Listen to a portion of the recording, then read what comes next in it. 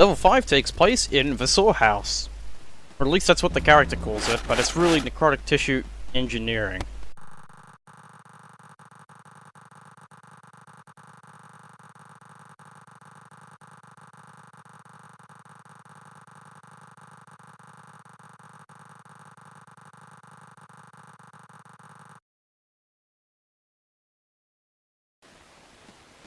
So, yeah. So Militech is not the only company capable of just genociding things. Anyway, we want as much armor as possible, so whenever I get the chance, I'm going to craft more. Fortunately, run out of ammo for the shotgun, so for the moment, we're going to prioritize using AGL-1 and auto pistol when we can. Especially AGL-1 for opening up secrets.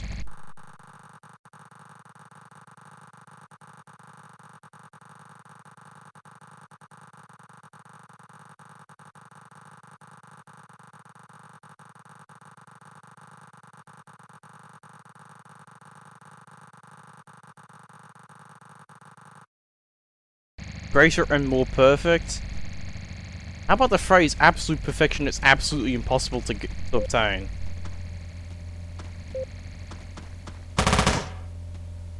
So let's face it, these guards are anything but perfect. What we need is a new generation of guard, one that can do more punishment and take more punishment. Because that's totally a good idea for me. See, wishing for a more powerful opponent, right? Ow. So what's special about the AGL-5? 5 grenades. And yeah, there's no secret back there. I honestly think that the AGL-1 is much more cost effective, so we're ditching the AGL-5 here. You make it with, I believe... No, I'm gonna look this up. Game. And this is another great use for the items menu. Checking crafting recipes so that you can know what to craft with things. Yeah, hardware shotgun and an AGL-1 to get the AGL-5. It's not as good, and it's another difference between Daimor Edition and the original.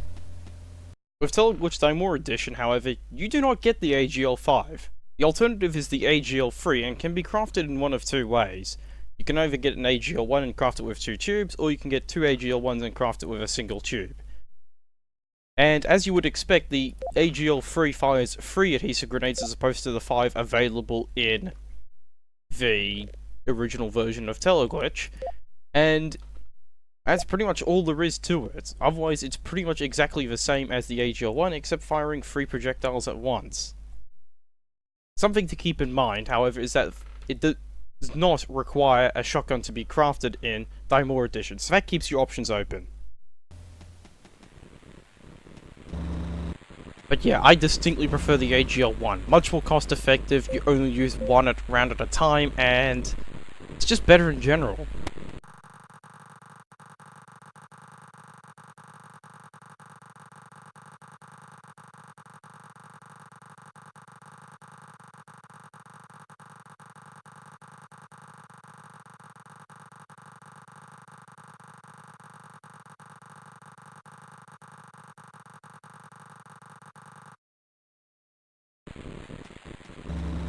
So yeah, military up, people. The way of the future. Military, all the time. All you really need is me. Defense contractors, not all that useful. Of course, we get to see that there are approximately... Oh, that's a lot of dots. Equals lots of loot, I can't complain. Lots of loot to make up for my poor accuracy and everything. Yeah!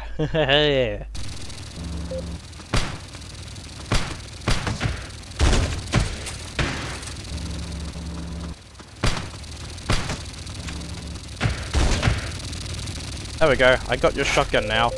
I shall unload it in your honor. A door or... No, it's not a door. Just two pillars holding it up.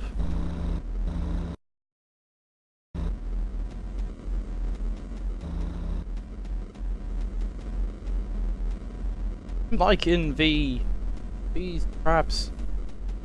They're not traps. Okay, I'm pleasantly surprised by that. You know what isn't a trap?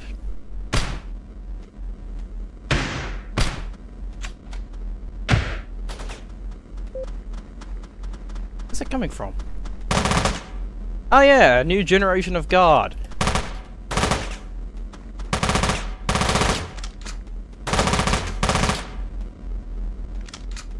It's still just as feeble as the last one, though. In a secret, we get stuff. Yes, we get good stuffs. Sells the rifle HV, which is very useful, but I'm going to hold on to it unloaded because we can improve it once we find ourselves a piece of hardware. I wasn't also attempting to make... We need hardware. Suddenly, we had a lot of hardware in the last episode, now we have a major need for hardware.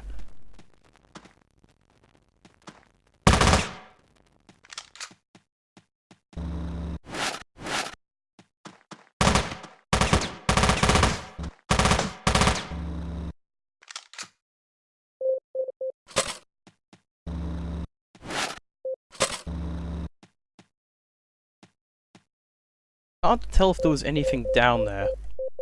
Oh, AGL1 at the ready.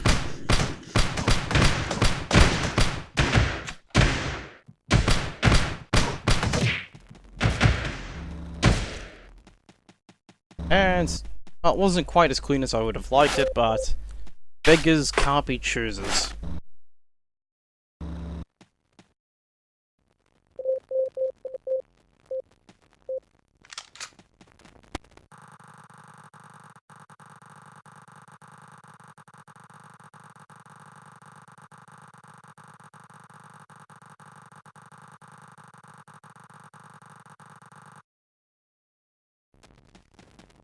Yeah, cool, we get to face more powerful enemies.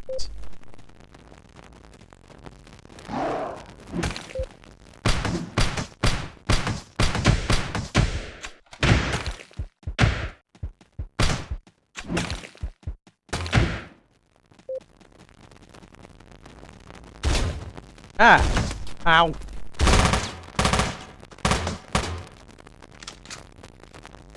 That guy's a frag shot. Someone should give that guy a promotion. Actually, not really. Hitting targets down a corridor with a shotgun isn't exactly what I'd call skillful. It's just plain sensible at that point. Still no trap in the zombie pipe. Oh gee, there's gonna be a corridor full of trapped pipes.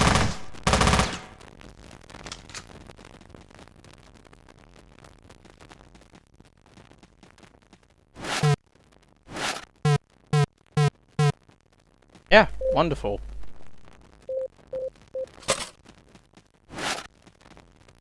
No idea what I'm going to spend this explosive on though, but I'm going to keep the plate on me.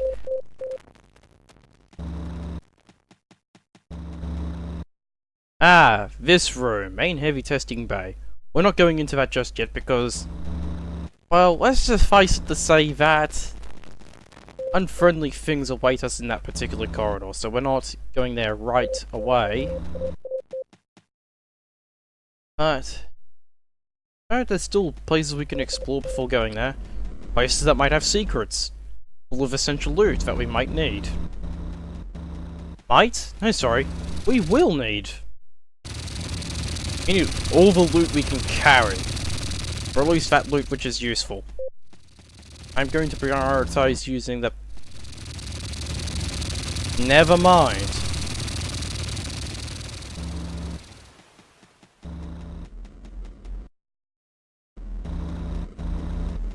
Well...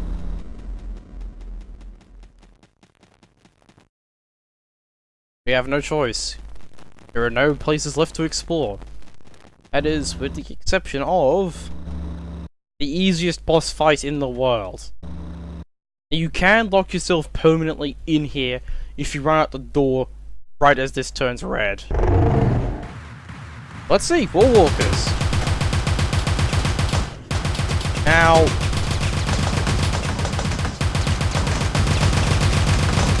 of course I'm deliberately activating all the zombie traps in the room. Because let's be honest, why should we fire at them when these guys do it for us? They'll even shoot at each other on occasion. Really, I want to go for ammo conservation. This is the best way to do it.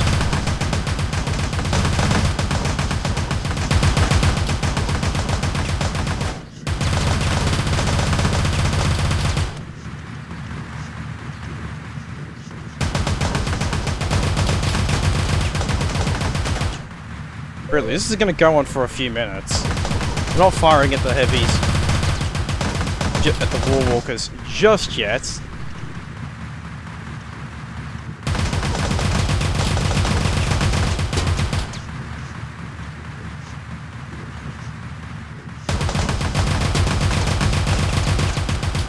Unfortunately, while the Warwalkers are much easier to deal with in the original versus the Daimor edition, they do, however, take a lot of hits in the original versus the Daimor edition. Is what I mean.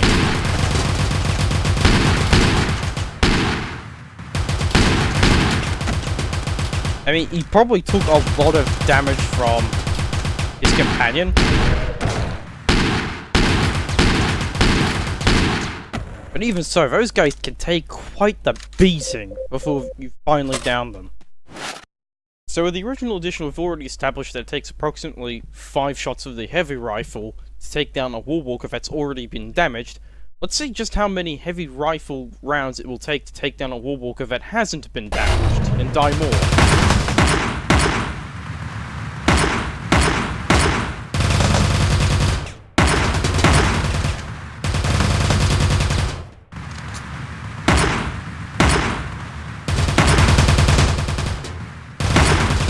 So yeah, approximately 5 again, but these guys haven't been damaged, so they start off at full health. They're also much faster, much more dangerous, and they aim a lot quicker at you as you're moving. So staying highly mobile or using a stimulant is highly recommended for avoiding damage, if you're willing to pay the 25 health cost with the medikit and willing to throw away an RDX 250 to make a stimulant. Anyway, they have a chance to drop an M-chip motor, and they are guaranteed to most likely drop high velocity rounds. They're amazing.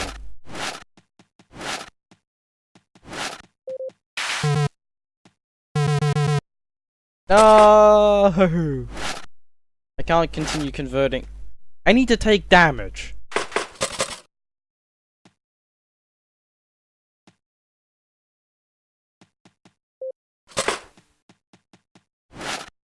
Just more.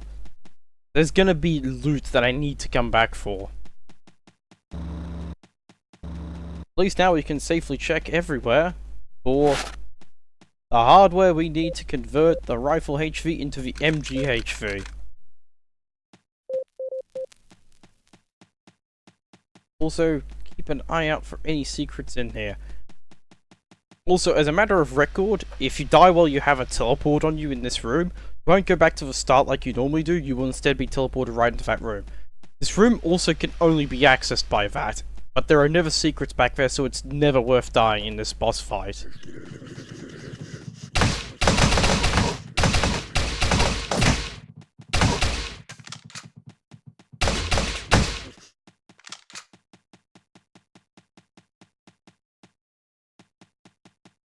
It looks like all of the zombie trap pipes generated in the heavy bay.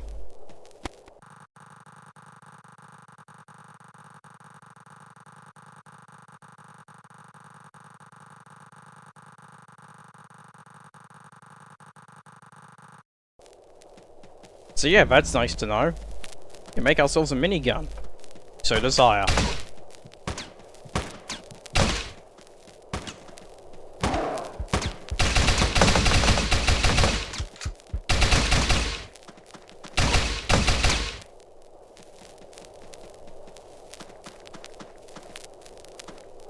Well, unfortunately, with the exception of one zombie pipe.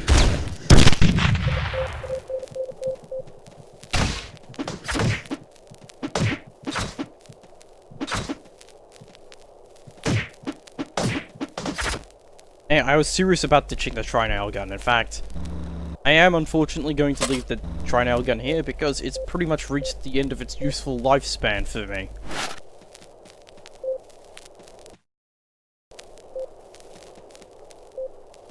Really, it's done a great job of conserving ammunition for the rest of our actual weapons. Because now, of course, we have enough ammo to basically clear a large portion of the remaining levels.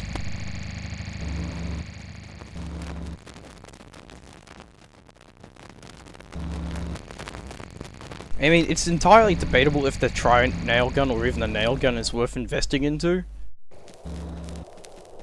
I say it really comes down to how much you want to conserve your ammo.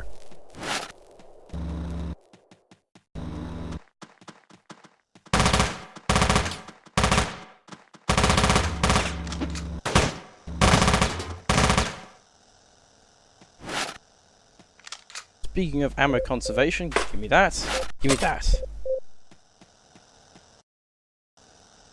More plates. Left the plate back in the boss room.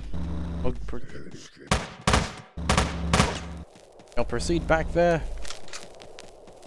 And Cal sells even more armor. Because armor, at least in the original edition, is overpowered in how much you can just stack on it. Inventory organization later. And I'll continue.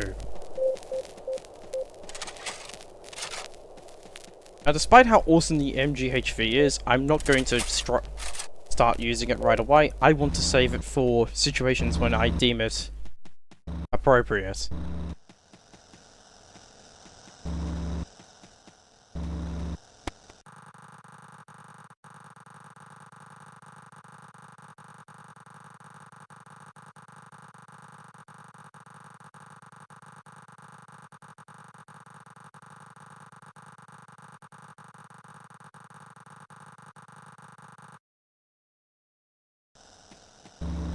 Wait.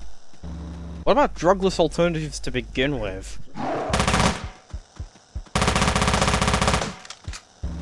I mean, a crystal clear mind set to geared to a specific task will outpace anything that has to rely on drugs or an artificial state of bliss to do the same.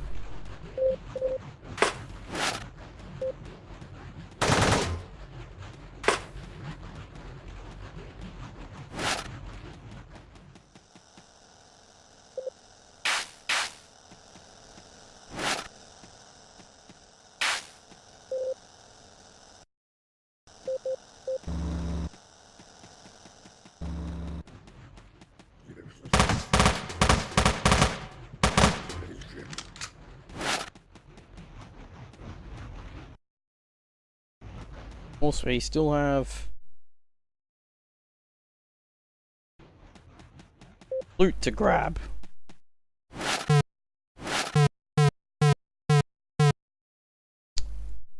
Well, that's kind of a problem. Now, I don't really have a choice. I have to start making cannon rounds. Fortunate because I kind of wanted to avoid that until I actually had the cannon, but if you hadn't made the tri-nailgun and saved the large tube that I used for the tri-nailgun and used that instead for the cannon, you'd have the cannon now. All of its amazing glory.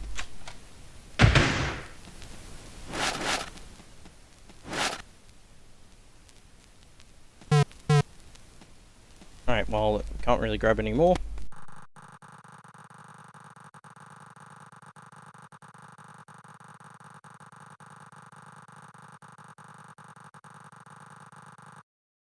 Now the only ranged fighters that have been given light armor are ones that we start encountering in level 7 on. We're still on level 5, so that's not really much to worry about.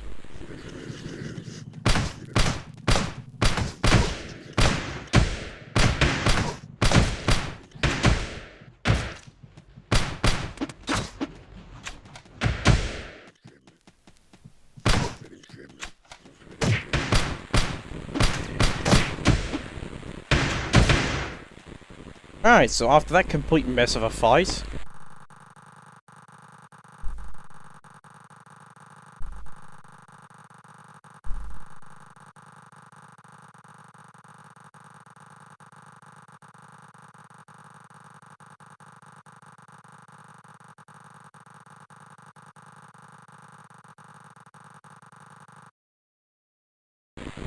Yep, more of that curing using drugs. Man, this game is dark. And I realize that it's text and walls of text, but quality of writing knows no bounds.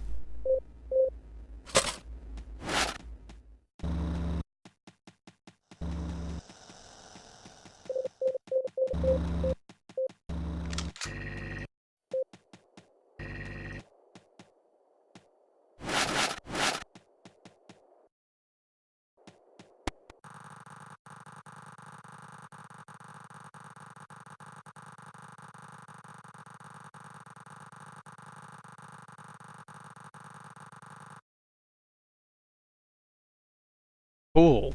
So we're essentially using... Wait a moment. How big are these nanomaterials? Because if they're molecule sized, then... Surely the Teleglitch scientists should have realized, hey, molecules might actually present a threat.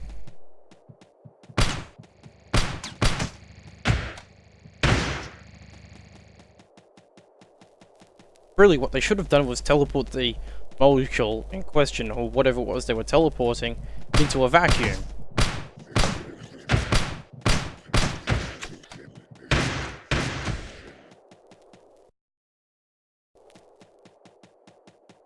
Because then, a single atom would basically have nothing to react with on entry.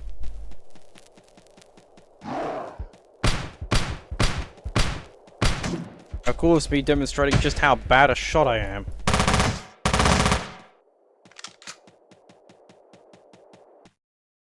In any case, I have enough explosives on me to make Michael Bay blush. But I don't really have any good reasons to continue using explosives. Other than the situations where explosives actually become useful / needed for survival.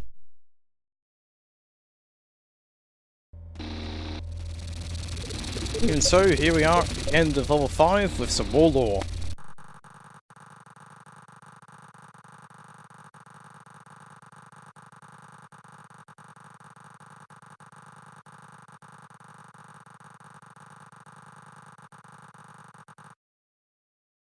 Survives operational for 12 days? I would have fed it carbohydrates and proteins myself, but... I'm a Teleglitch scientist, what would I know?